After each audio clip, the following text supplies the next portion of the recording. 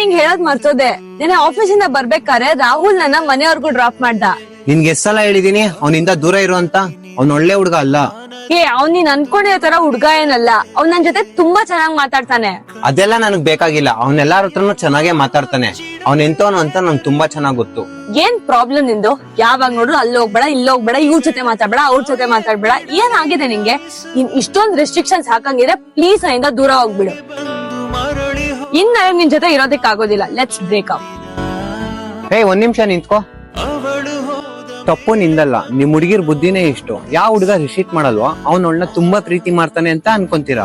ಆದ್ರೆ ಅದು ಪ್ರೀತಿ ಆಗಿರಲ್ಲ, ಟೈಮ್ ಪಾಸ್ ಆಗಿರುತ್ತೆ. ಟೈಮ್ ಪಾಸ್ ಮಾಡೋವನ್ನ ನೀವ್ ನಿಜವಾಗ್ಲೂ ಪ್ರೀತಿ ಮಾಡ್ತಾವನೆ ಅಂತ ಅನ್ಕೊಂಡಿರ್ತೀರಾ. ಆದ್ರೆ ನಿಜವಾಗ್ಲೂ ಪ್ರೀತಿ ಮಾಡ್ತಾರವನ್ನ ನೀವ್ ಅರ್ಥನೇ ಮಾಡ್ಕೊಳಲ್ಲ.